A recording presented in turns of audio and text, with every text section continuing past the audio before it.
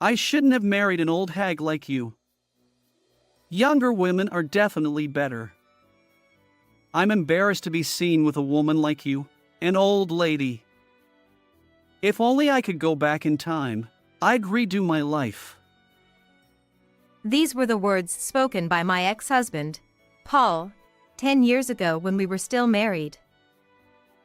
I am Jennifer, 48 years old. At the age of 33, I married Paul, who was 5 years younger than me. I work as a nurse, and that's where I met Paul, at the hospital. He had just completed his medical internship and was full of questions. Paul would always come to me for advice, and his innocence and reliance on me made me want to support him. Despite the age difference and our different professional roles, I was a nurse, and he was a doctor. We ended up talking every day. Eventually, we started dating naturally. Although I was initially concerned about our age gap, Paul seemed completely unfazed by it, and over time, I stopped worrying too. 2 years into our relationship, we got married.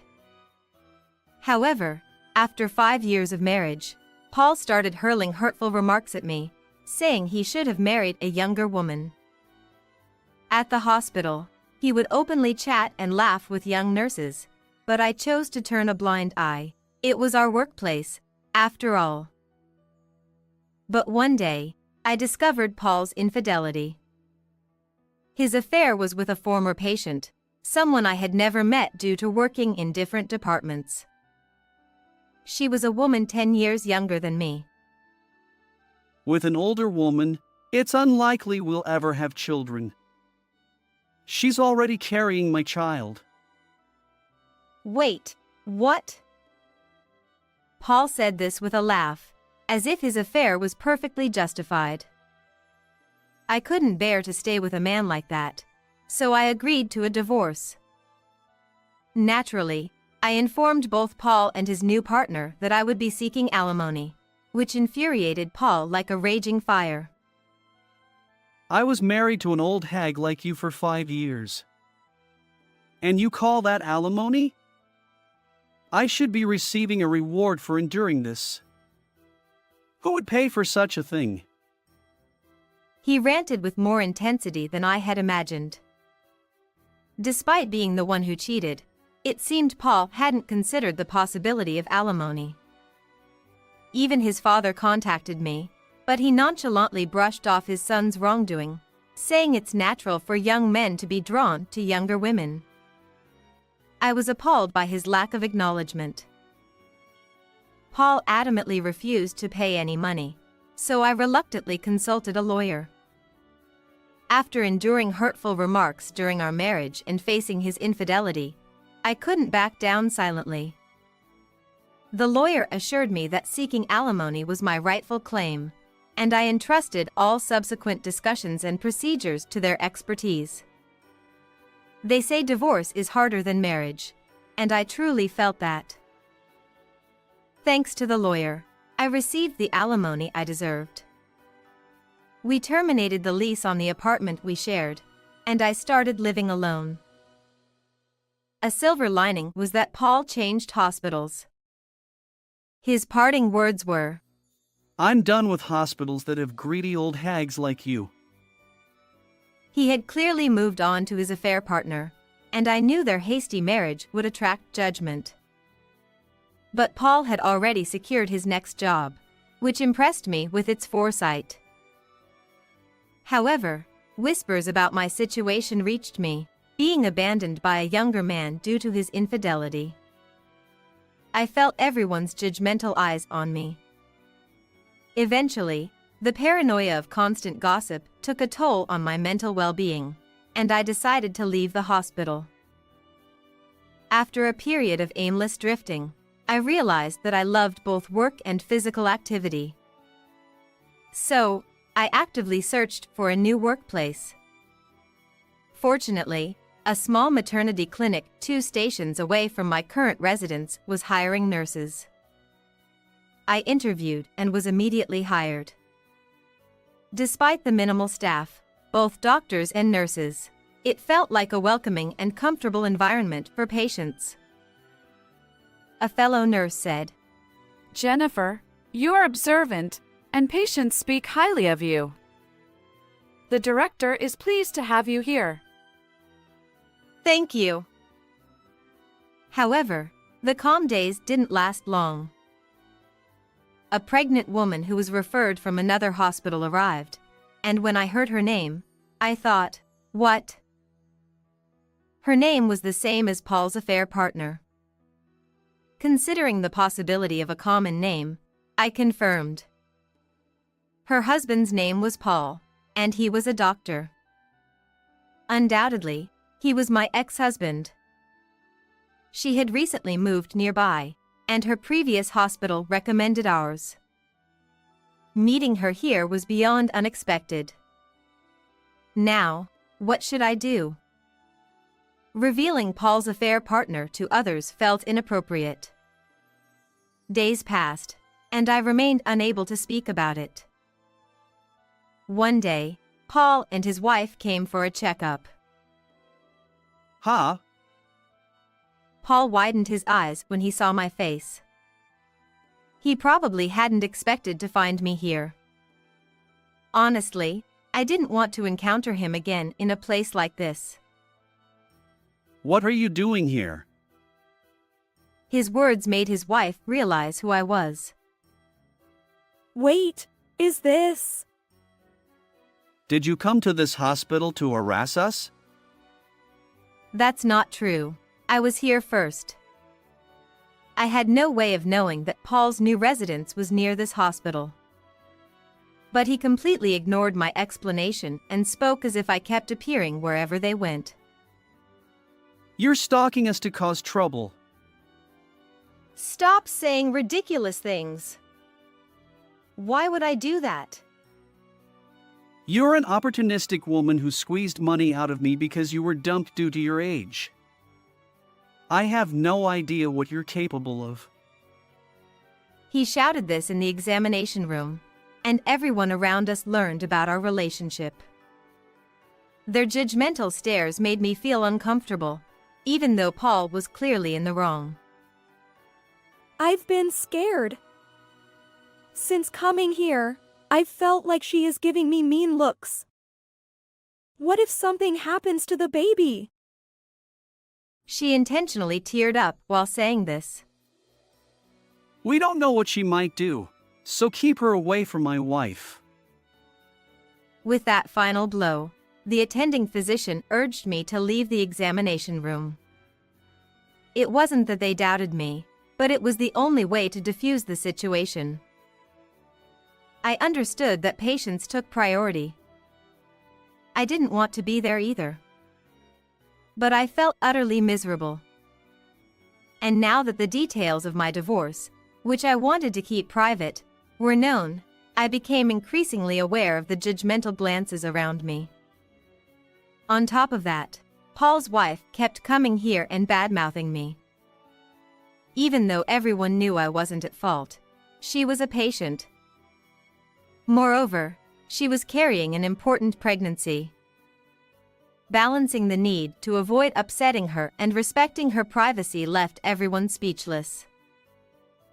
Staying in this environment until her delivery, which was still over 6 months away, seemed unbearable. Despite it being a good workplace, I submitted my resignation to the hospital. It's unfortunate, but it can't be helped.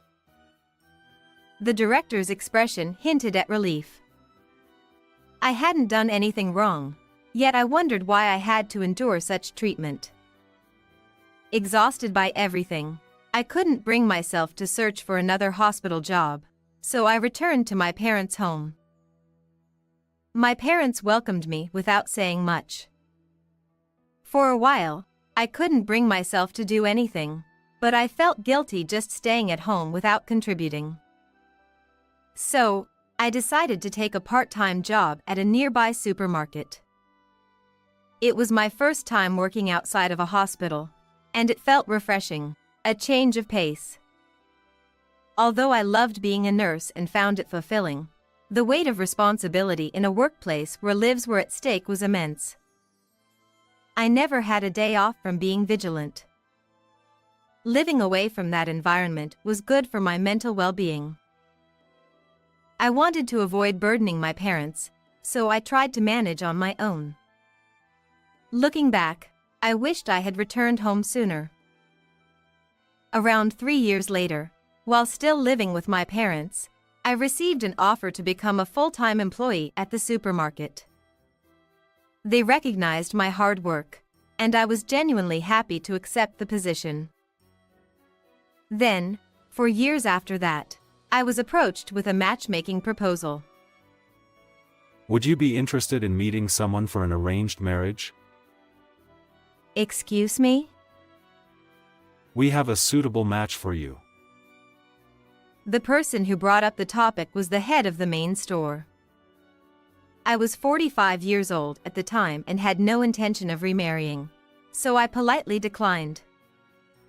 However, the manager insisted. The potential partner was also 47 years old, divorced like me, and the reason for their divorce was infidelity, similar to my situation. It seemed to have happened about 20 years ago. Despite my initial refusal, I ended up agreeing to the arranged meeting. Since we were both older, we decided to meet directly without intermediaries. When I arrived at the designated restaurant, matchmaking partner was already there. As I entered the room, he suddenly stood up and knocked over his chair. Oh! His face turned bright red. I couldn't help but laugh. It felt like something out of a novel. I'm Edward. Thank you for coming today. Nice to meet you. I'm Jennifer. Perhaps due to the initial accident, we quickly became comfortable with each other. I learned that Edward had visited our supermarket during a business trip and had fallen for me at first sight. He had convinced the department manager to arrange this meeting. Interestingly, the department manager turned out to be Edward's senior from university. I'd like to pursue a serious relationship if possible. I had come prepared to decline, but I found myself wanting to see him again. After 6 months of dating, we decided to get married. My parents liked Edward's personality, and they were genuinely happy for us. Our life together, filled with Edward's care and consideration, was truly blissful. Since we were both older, we didn't plan to have children from the start. But when I turned 48, my health took an unexpected turn. I wasn't feeling unwell. I was pregnant.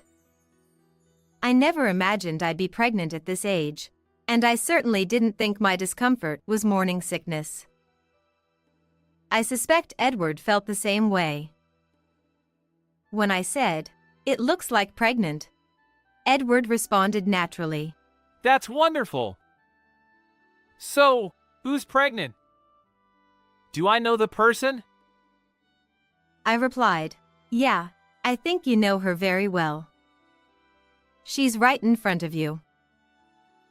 Edward looked bewildered and stared at my belly. Huh? I continued, "I'm the one who's pregnant." He remained silent for a moment. I thought, well, of course he'd react this way. His gaze shifted back to my stomach. Our baby. I nodded, and his eyes widened even more. It must have been unexpected, and panic likely filled his mind.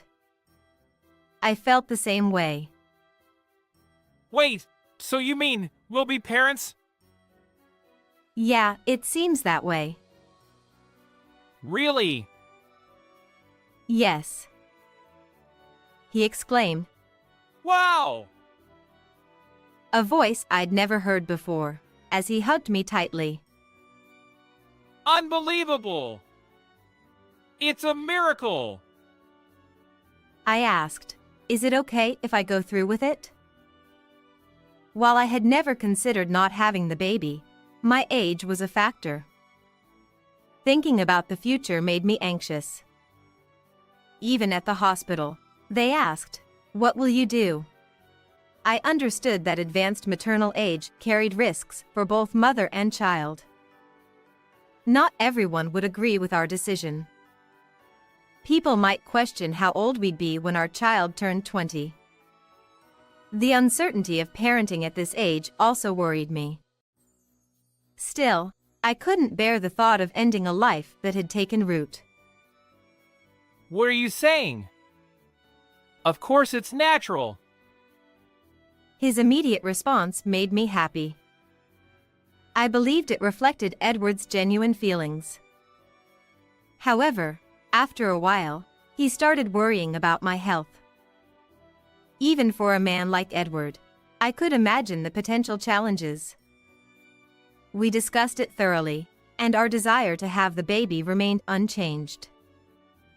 We began preparations with the doctor's guidance. Both our parents were surprised and concerned, but they were genuinely thrilled.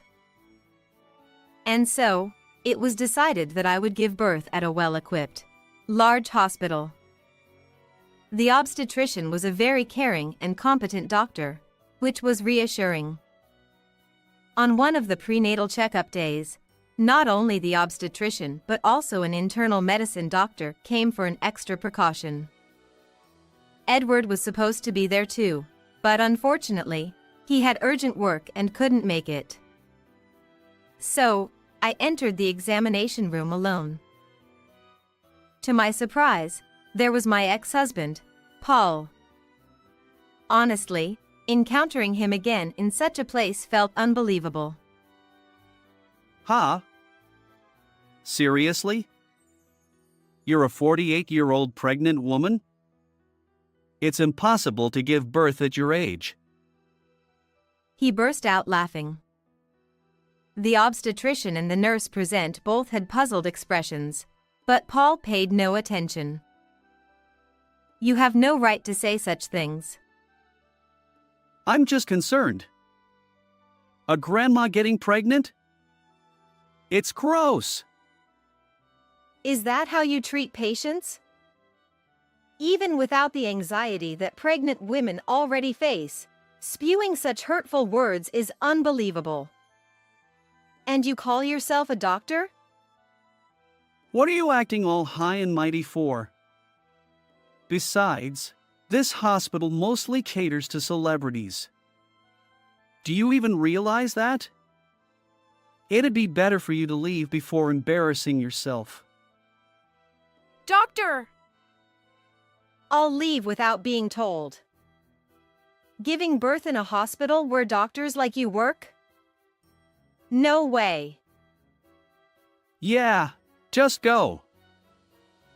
Doctor, this lady is the wife of the Taylor Group's significant donor's son's wife. To be precise. Huh? You might not know her since you're new here. This can't be true. But she's my... We're complete strangers. Nevertheless, your recent remarks were way out of line. As Mrs. Taylor said, it's hard to believe a doctor would say such things. Well, Edward walked in just as Paul turned pale. Sorry for being late. My wife was... The tension in the room was palpable. Edward seemed to sense something, observing my angry expression, Paul's pale face, and the overall atmosphere. What's wrong? I was told by this doctor, Paul, that it's disgusting to give birth at 48. What? Hearing those words, Edward's expression changed instantly. And when I said Paul, he probably realized that this man was my ex-husband Paul. I had told him about my previous marriage, and he knew Paul's name and profession. You're Paul, right? You insulted my wife? no, that. How can you insult a patient like that? What kind of hospital is this? I can't trust this hospital with my precious wife and unborn child. As Paul finished speaking, the nurse who had left earlier came back with the director. Mr. Taylor! I heard there was some rudeness, but... Director. Director, I thought this was a reliable hospital because my father recommended it, but I didn't know they had a doctor like this. It seems I chose the wrong hospital. I'm very sorry. No, that's not true. This man is not our doctor. Huh? I just fired him. Director, what are you? I didn't know he was such a person. I just let him in because a friend asked me to. We don't need a doctor who spits out such insults. He will never appear in front of Mr. Taylor again. Hey, Director! What are you saying? Shut up and be quiet. You get out of here right now. Don't ever come near our hospital again. Hearing the director's words, No! No! I won't leave. No! the obstetrician who was there dragged Paul out of the hallway. The director apologized so pitifully that we regained our composure and sat back down. But Edward was still angry and asked, Did you kick him out because my father donated to this hospital? If not, would you let a doctor like him run wild? The director shook his head and said no to Edward's words. Actually, Paul had only been at this hospital for a week. Paul's father was the director's classmate, and they had a reunion the other day, and he asked him to hire his son. He had no idea he was such a person, and he looked truly sorry. Not all the doctors at this hospital were like Paul. The obstetrician in charge was a very good doctor. If Paul wasn't there, I would want to give birth here, I said, and Edward agreed. Edward's father was the president of a large company with branches all over the country, and he donated part of his profits to medical and welfare facilities. His mother had been seriously ill when she was young and had been taken care of by this hospital, so he donated a lot of money. That's why his father recommended this hospital for my delivery. A few days later, Paul contacted me and begged me to ask the director to hire him back. If you ask for him, maybe he'll reconsider. He had often offended patients with his arrogant attitude and had been hopping from one hospital to another. I couldn't believe he kept making the same mistakes. His father had told him that if he got fired again, he would have no future. But I couldn't help wondering if his father's leniency had made him such a man. Edward was next to me when Paul called. He snatched the phone from me and yelled at Paul, threatening to report him to the police for harassment if he ever contacted me or came near me again. He must have been scared, because he never called again. Sometime later, I stopped by a convenience store on my way back from the hospital and saw Paul working there. Apparently, no hospital would hire him anymore. He was crying his eyes out, saying that his wife and child had left him. But I felt no sympathy for him. I just decided to avoid that convenience store. The following year, I gave birth to a healthy baby girl. She was so adorable. I vowed to raise her with love and responsibility, no matter what. But Edward was smitten with her from the moment she was born. He seemed to be a very sweet father, so I had to be careful. How did you like this story? Please subscribe to our channel. See you in the next video. Grandma, give me money. A sudden phone call from my 4-year-old granddaughter. My little sister isn't moving, so I want to take her to the hospital. I couldn't believe my ears. With my granddaughter's tearful voice causing an odd sense of foreboding, I hurriedly made my way to her house. Upon arrival, I found a scene of chaos, garbage, food remnants, and a foul odor permeated the room. And there, lying face down and unresponsive, was my 2-year-old granddaughter. The horrifying sight left me trembling uncontrollably. I am Nancy Smith, 58 years old. After losing my husband early, I've been living alone in New York. My only son, Michael, is already independent and has 2 daughters with his wife, Samantha, a 4-year-old and a 2-year-old. For me, the greatest joy comes from my grandchildren. Their house is about a 30-minute drive from mine, but since I don't have a driver's license, taking the train takes more than twice that time. Despite this, I eagerly await their visits, as they always come to see me from their side. However, there's one thing that bothers me. It's always my son who brings the grandchildren over. It seems that Samantha isn't particularly fond of me. From the beginning of their marriage, she's found various excuses to avoid meeting me, and this has been a source of concern for me. Furthermore, despite being a stay-at-home mom, their house is often messy when I visit.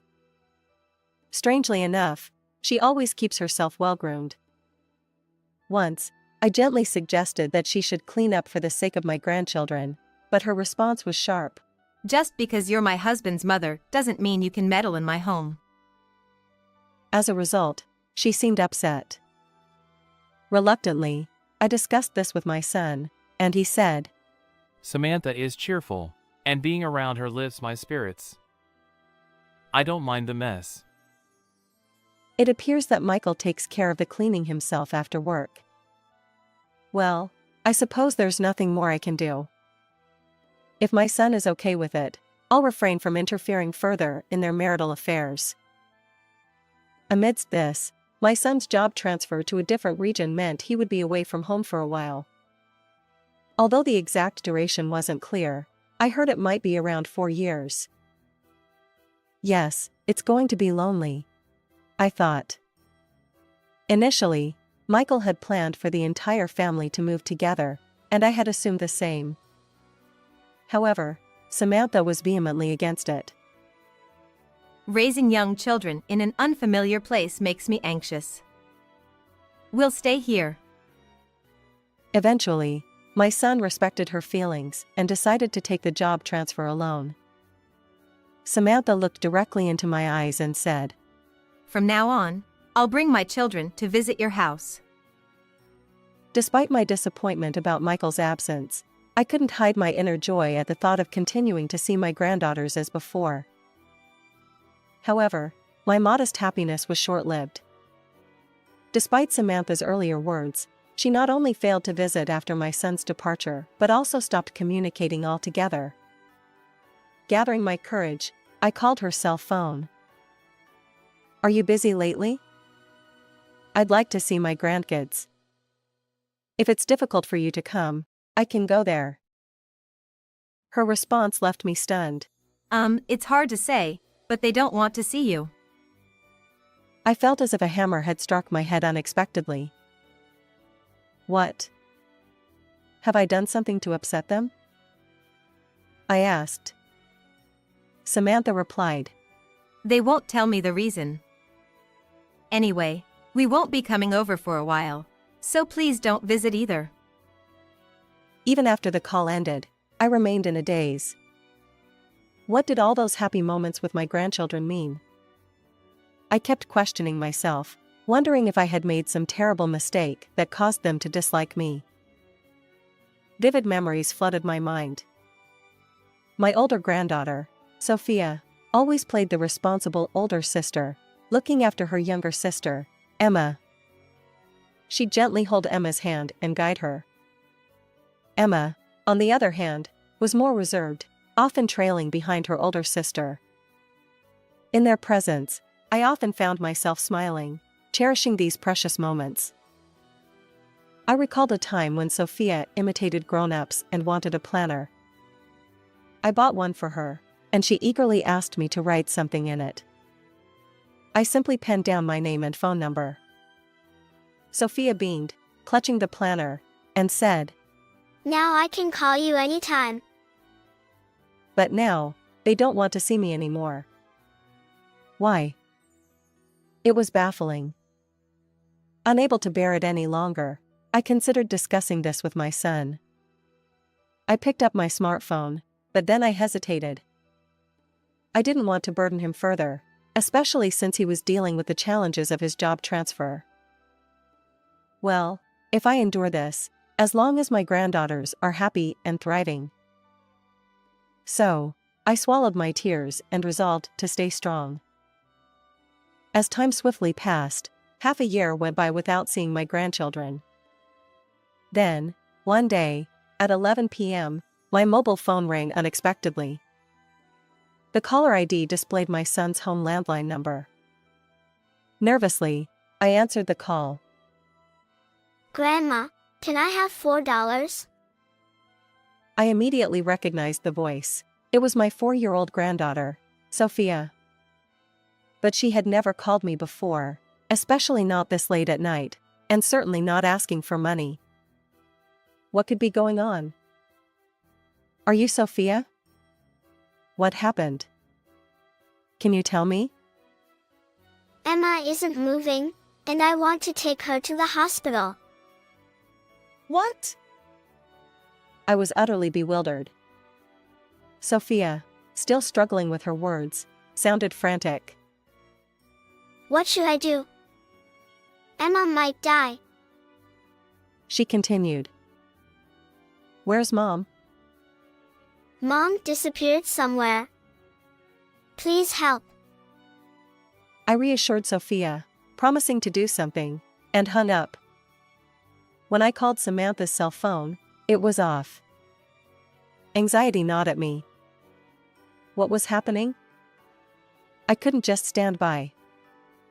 Trembling with fear, I hailed a taxi and rushed to my grandchildren's house. Grandma. My 4-year-old granddaughter burst into tears upon seeing my face and clung to my legs. Her frail body looked emaciated, and her clothes were tattered. The room was strewn with remnants of clothing and something that had been eaten, and an unpleasant odor hung in the air. But most alarming was the absence of their mother. Something was seriously wrong. What happened? And where's Emma? I asked, holding Sophia tightly. She pointed toward the back of the room, her eyes streaming with tears. I followed her, trembling, into the adjacent room. There lay my 2-year-old granddaughter, face down, completely unresponsive. Emma? The shock hit me like an icy hand gripping my heart, and my knees nearly gave way as I crawled closer to the small child. With trembling hands, I called an ambulance. Emma, please, open your eyes. I clutched her cold little hand tightly as they rushed her away in the ambulance. Eventually, we arrived at the hospital. The doctor murmured uncertainty. We'll do our best. I could only bow my head deeply, feeling powerless. Is Emma going to be okay? Absolutely. Grandma says so. It's a certainty. As we waited in the hospital corridor, Sophia, her tear-streaked eyes rubbing, managed a faint smile. Then she began to share, haltingly, what had happened in that house. As she poured out the whole story, I trembled with fear, looking at my tearful granddaughter. Oh, poor child. How could such a thing happen? At that moment, the door to the treatment room swung open. The doctor's solemn expression delivered news that filled my heart with anger and sorrow. And right then, I vowed revenge against the mastermind behind this chain of events. After deciding to take care of my 4-year-old granddaughter at home, I busied myself with preparations to bring retribution upon those who had caused my grandchildren suffering. Meanwhile, Samantha remained unreachable by phone. Since I didn't want to cause a stir due to the absence of her children, I couldn't even inform her in advance.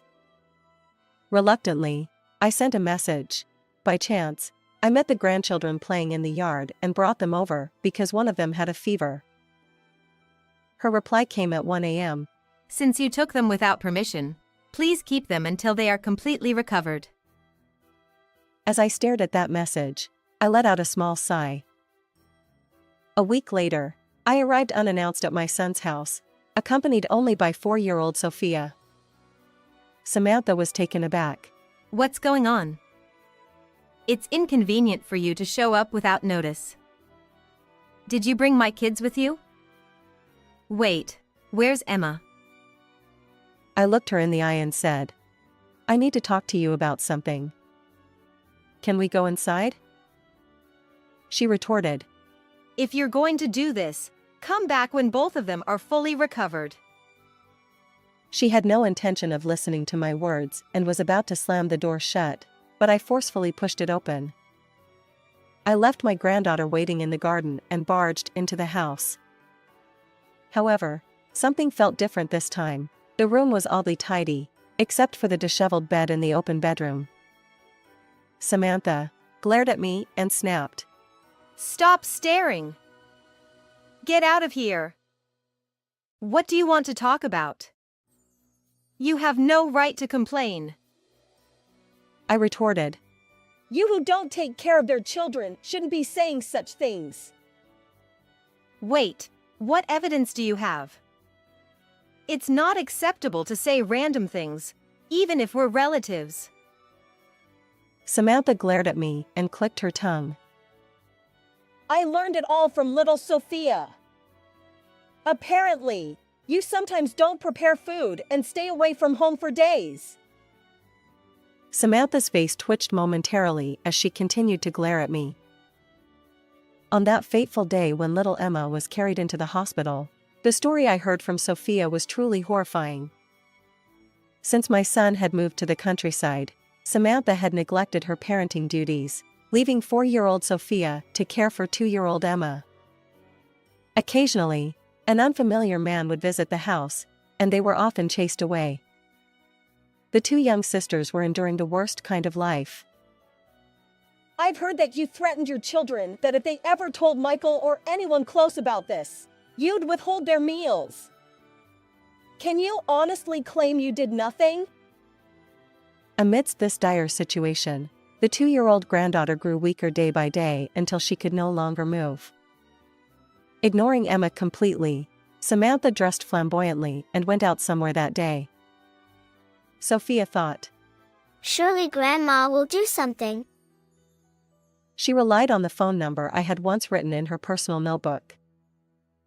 Despite being told that they didn't want to see me, I also know that was a lie. They are still 4 and 2 years old. What children say can't be relied on. Samantha looked up at the ceiling and let out a hearty laugh. Emma is currently hospitalized.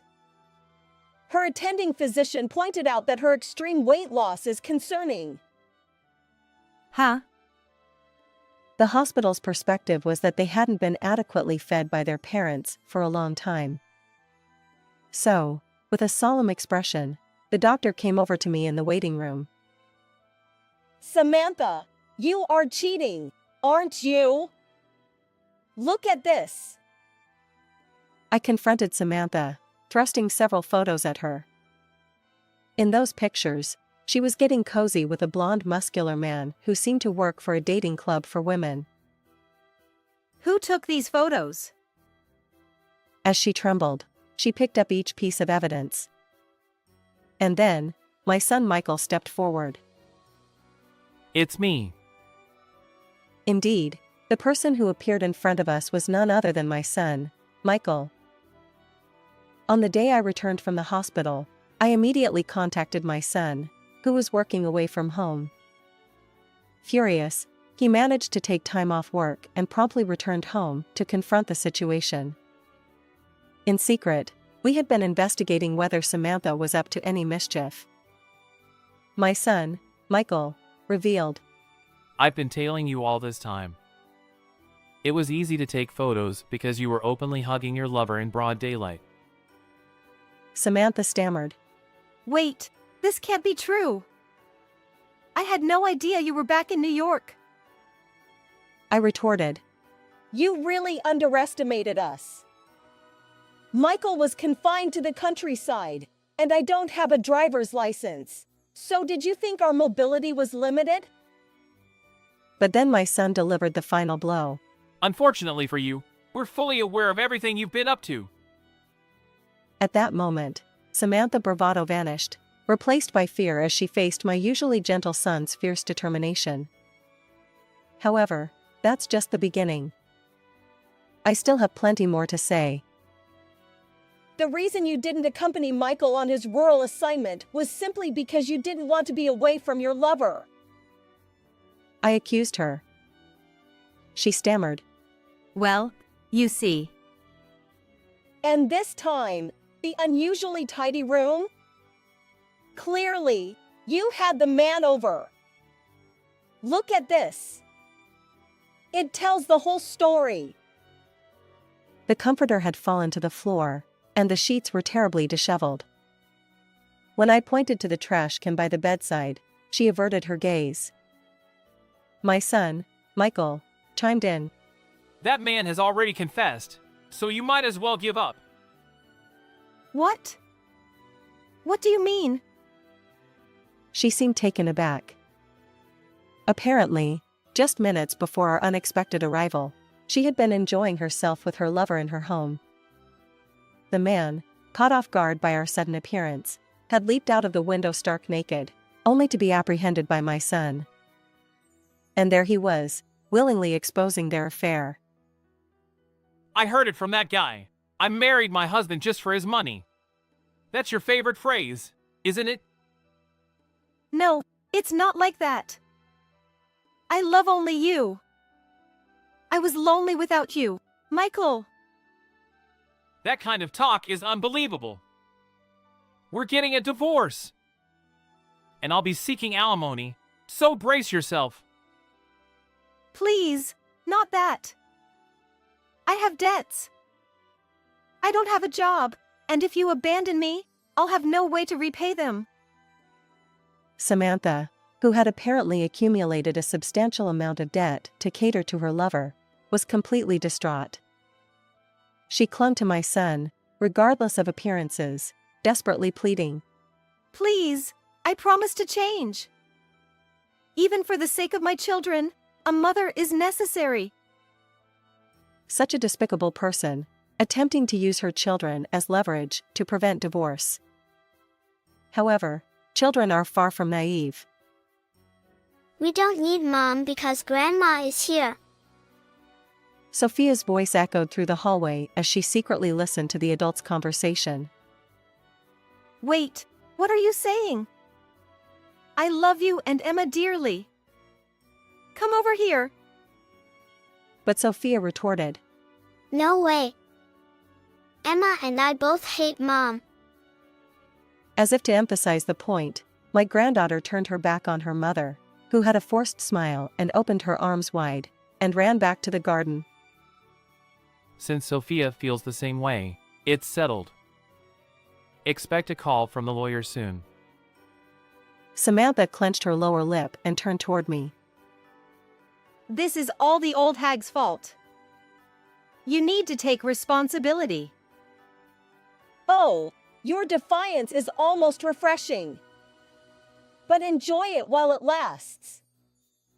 You see, your neglect of the children has already been reported to the police by the hospital. And what does that matter? Surely something like this can't be a crime? Didn't you know? Neglecting childcare is a serious offense.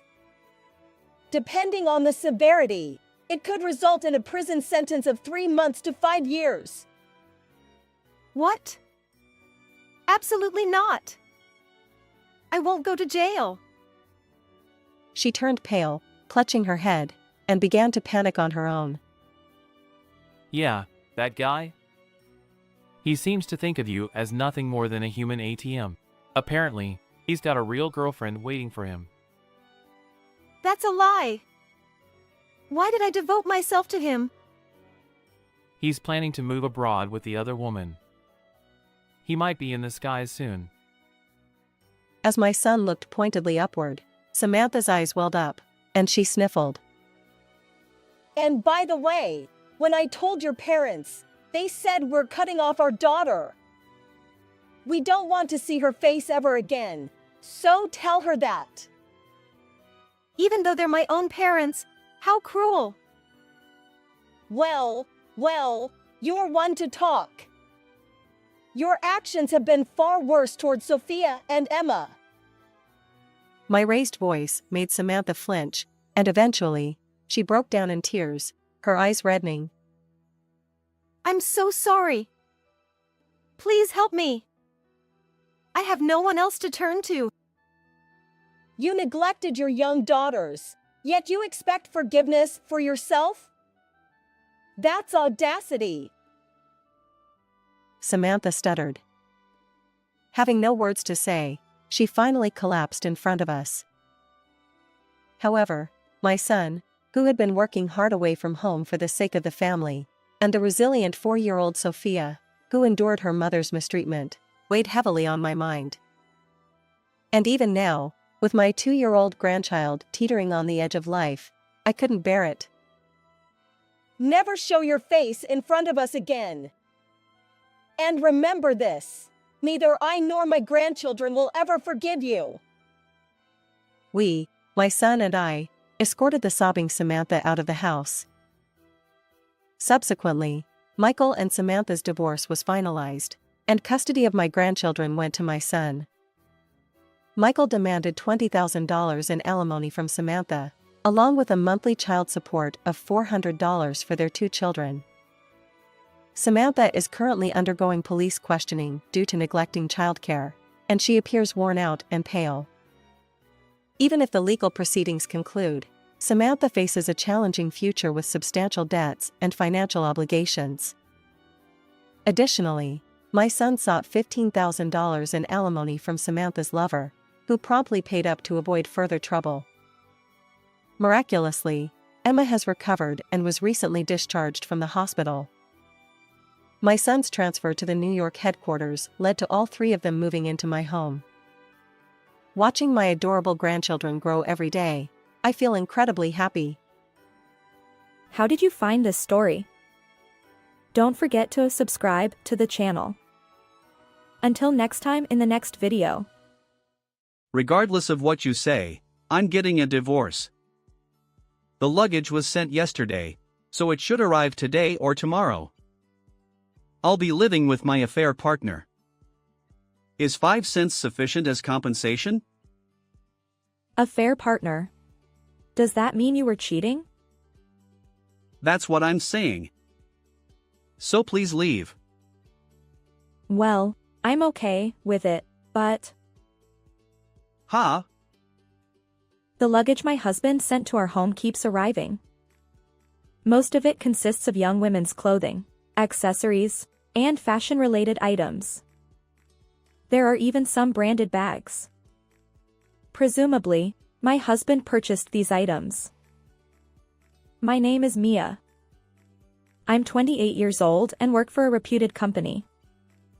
I belong to the secretarial department and serve as the secretary to the managing director, who happens to be the president's son. Every day, I diligently handle my work. Then one day, out of the blue, the managing director proposed to me. Things progressed smoothly, and we decided to get married that fall. My husband's name is Michael. He enthusiastically says, Once we're married, let's have lots of children. I respond, You're getting ahead of yourself. He insists. Our kids alone could form a baseball team. I playfully reply, Oh, Michael. Spare me. And so, Michael is quite passionate about starting a family. However, I still find Michael, who is the same age as me, a bit childish at times. Secretly, I've been using contraception. While having many children might be fun, I know it'll be exhausting for me. So, even if we have several kids, I plan to limit it to 3, with no more than a 2-year gap between births. Michael has been unusually swift in his promotion to the senior managing director since our marriage, and there are high expectations within the company that he might become the next president.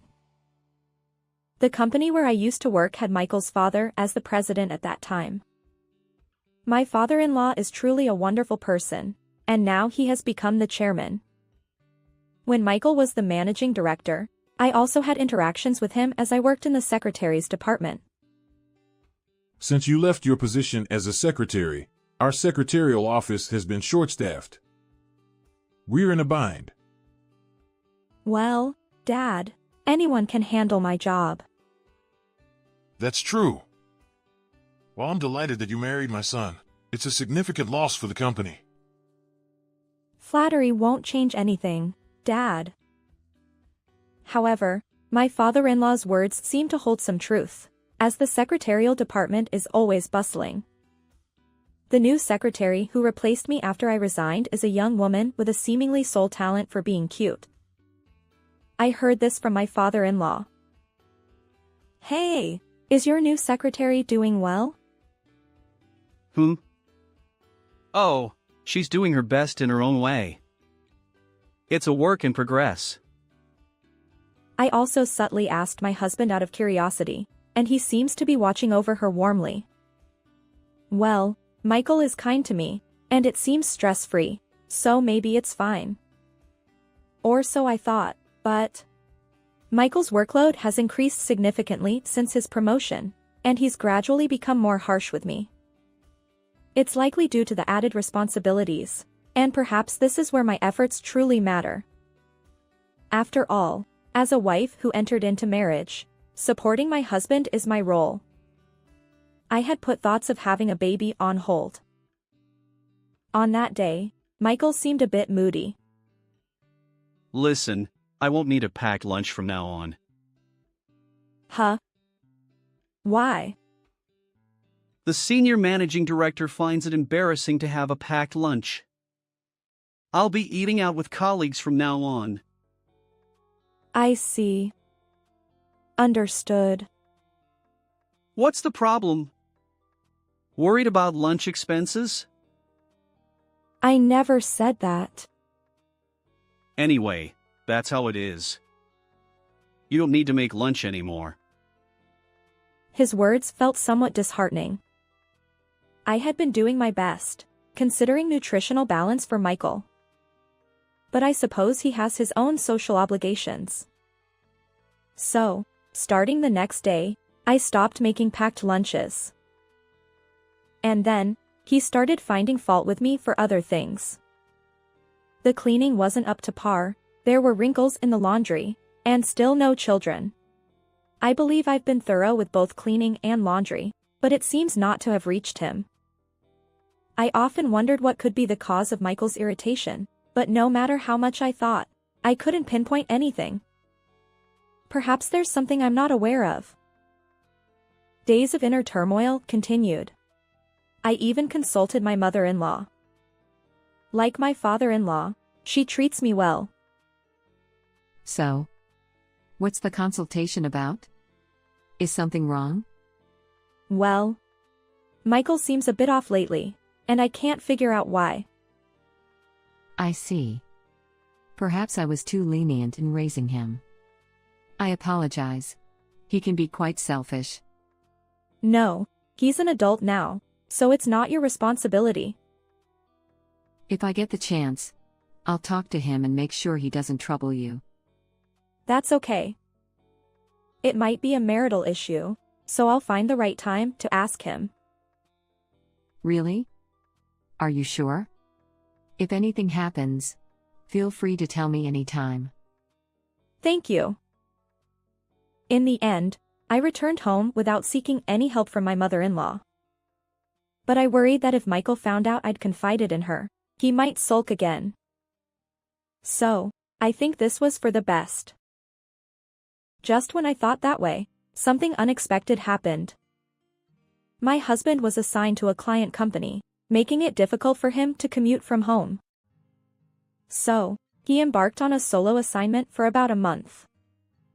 Honestly, I felt a bit relieved because dealing with my husband's moods every day had been quite taxing. Despite not being a drinker, he started consuming alcohol and spouting hurtful words or nitpicking at my household chores. The day after drinking, he'd struggle to wake up in the morning, even missing work. It seemed like he was losing his professional edge. Perhaps this change of environment would be good for him too. I hope it provides a refreshing break, and he returns to being the kind husband he used to be. Around 2.5 weeks after my husband's departure, something else happened. Maybe I let my guard down due to his absence, but my health deteriorated. Feeling feverish, I visited my regular doctor. To my surprise, I received unexpected news. I was pregnant. The thought of having a baby genuinely made me happy. Perhaps this could be the catalyst for Michael to become a doting father. It felt as though this little one had brought some happiness into our home.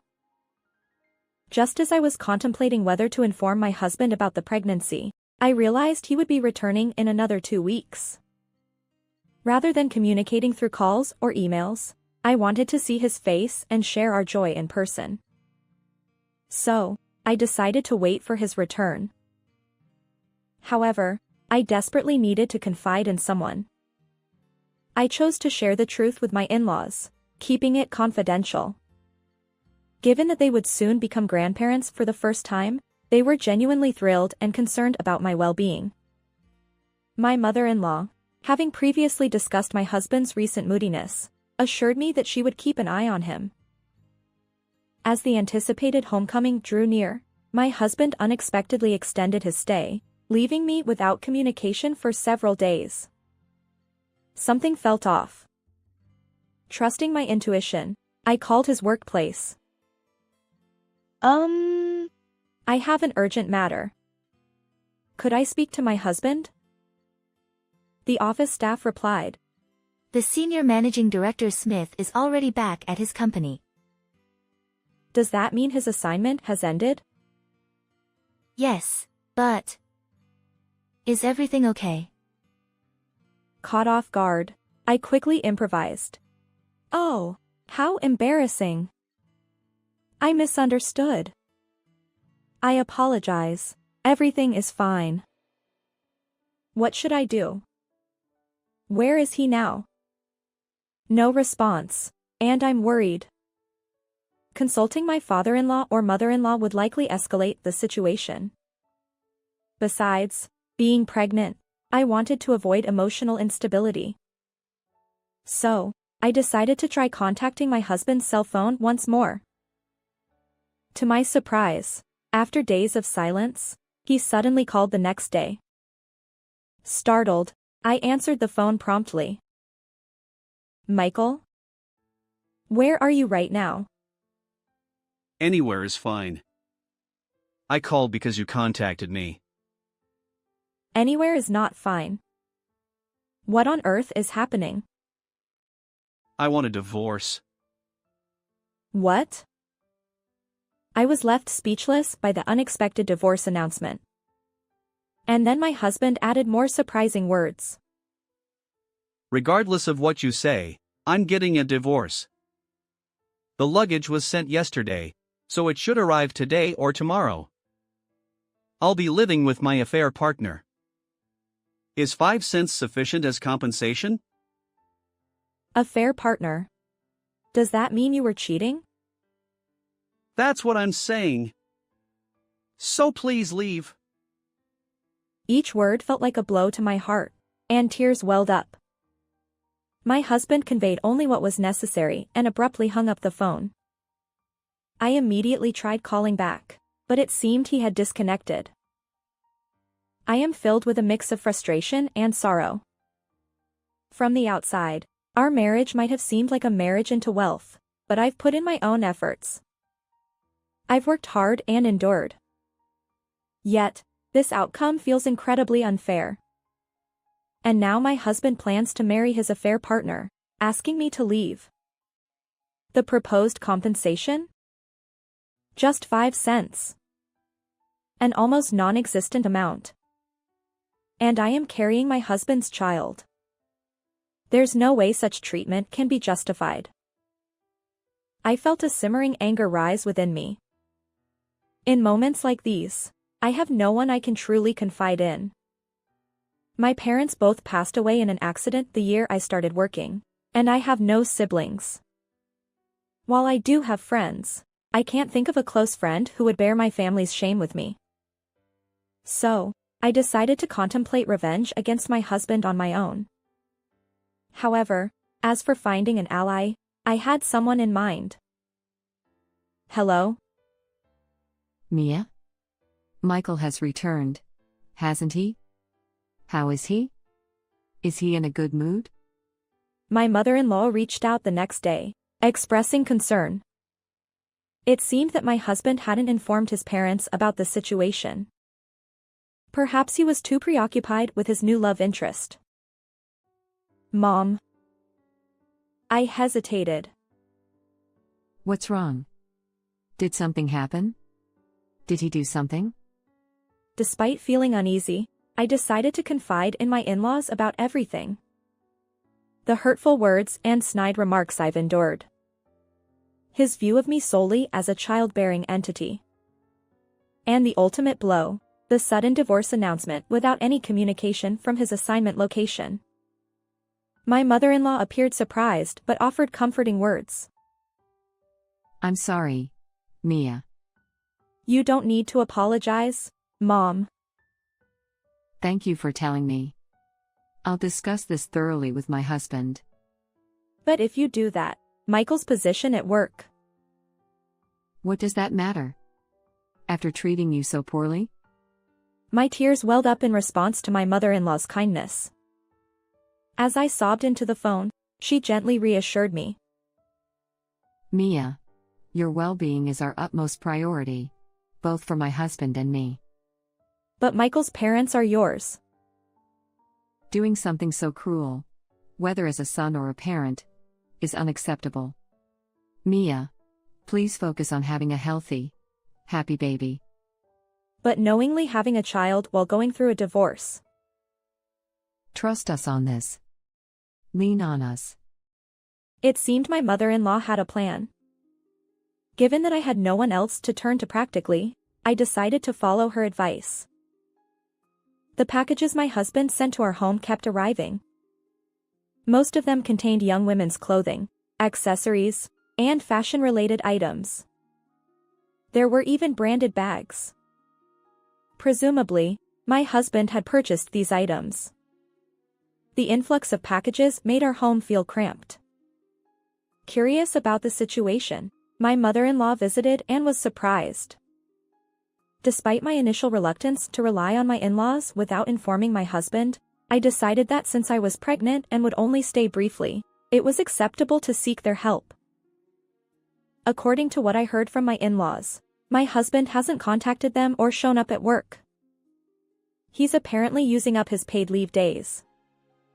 My father-in-law is furious that his son isn't communicating. As a professional and as a human being, he's a disgrace.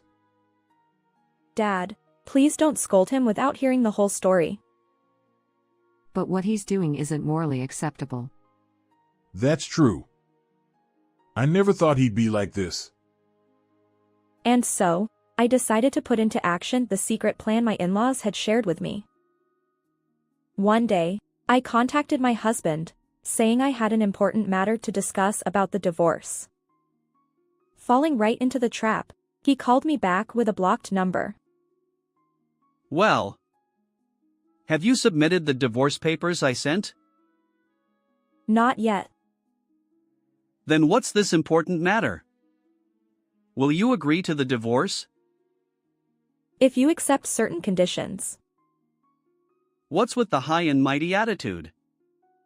Are you saying you can't survive without my income? And we agreed on 5 cents for alimony, right? We never made such an agreement. There's no written confirmation. Mom? Why? Your dad is here too. Should I switch the call? I had the phone on speaker. The conversation was an open book to my in-laws. my father-in-law finally spoke up. I got you fired from your job. And that secretary, Sophia, too. Wait a minute, Dad! You can't just spring this on me. Mia had something even worse suddenly dropped on her. This is nothing. You don't have to go that far. I'm wondering what I should do from now on. Think about Mia. She's been through worse. Despite feeling embarrassed by my husband's confusion, I interjected. I won't give you a single cent. Well, is that acceptable?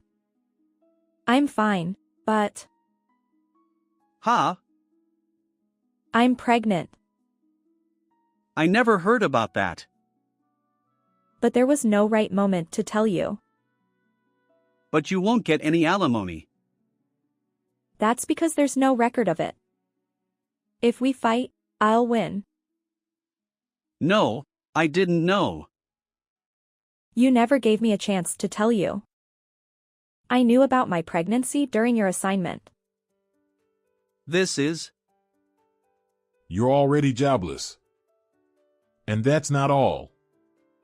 You'll pay Mia and the child proper alimony and child support. Your severance pay is a drop in the bucket, but you'll figure out the rest. Dad, I messed up. I'll break up with Sophia and take care of Mia and the child. Just don't fire me. It's too late. I'm disappointed in you. Go start fresh with your new woman. Mia will stay with us for a while. If you want to come back, you can. Stay with you? Mia? Mia has nowhere else to go. Besides, she's been treated horribly by her own husband. We'll take care of her. Mia won't be comfortable here either. So once you've paid her enough, she can leave. Michael, that's how it is. You're the one who put these ideas in their head. This is outrageous. I haven't done anything. Your parents have been considerate of me and the baby. Ugh. Clearly devastated, my husband hung up the phone without saying another word. A few days ago, I received the divorce papers from my husband and had my in-laws sign as witnesses. I've already submitted them. It's heartwarming to see my in-laws, who should technically be strangers, stand by my side. My ex-husband hasn't contacted me, and I've entered the final month of my pregnancy. Although alimony and child support haven't arrived, my former in-laws have stepped in to cover those expenses. They assured me that they'll collect the owed amount from Michael. I gave birth to a healthy baby boy a little earlier than the due date. He closely resembles my ex-husband, and even my former in-laws seem convinced that he is Michael's child. Despite the unconventional circumstances, we've been living this way for 3 years now. Watching our son grow happily day by day brings us immense joy. One day, Michael contacted his parents. When they spoke, it turned out that Michael had been rejected by Sophia, desperate to see our child. Since then, he'd lost a significant portion of his severance pay and was living a precarious life akin to a part-time worker. For someone who had grown up in comfort, this lifestyle had become unbearable. Essentially, he was reaching out to his father for financial help. My former father-in-law swiftly shut down Michael, insisting that he repay the money owed to me. However, Michael lacked the courage to face the situation head-on. Eventually, my former father-in-law relented, allowing Michael to return to the company, starting from the bottom, with the condition that he support me. Fast forward 4 years. Michael's child support payments have finally stabilized, but his current job doesn't leave much room for financial flexibility. He works during the day and takes on night shifts. Interestingly, my former in-laws and I have legally adopted each other, making my son their official grandchild. In exchange, they've effectively severed the parent-child relationship with Michael, although it doesn't alter the official records. My parents are overjoyed, and next year, when our son enters first grade, they're enthusiastically choosing school supplies such as shoes, bags, and notebooks. Once our son starts school, I plan to actively seek employment and contribute to society. I can't rely on my parents forever. Besides, I feel more suited to working outside the home than being a stay-at-home mom. While I might still lean on my parents a little, I'm determined to live as a single mother with my son. I will never let my son become like my ex-husband, who was a scoundrel. That's how strongly I feel. How did you find this story? Don't forget to subscribe to the channel. Until next time in our next video.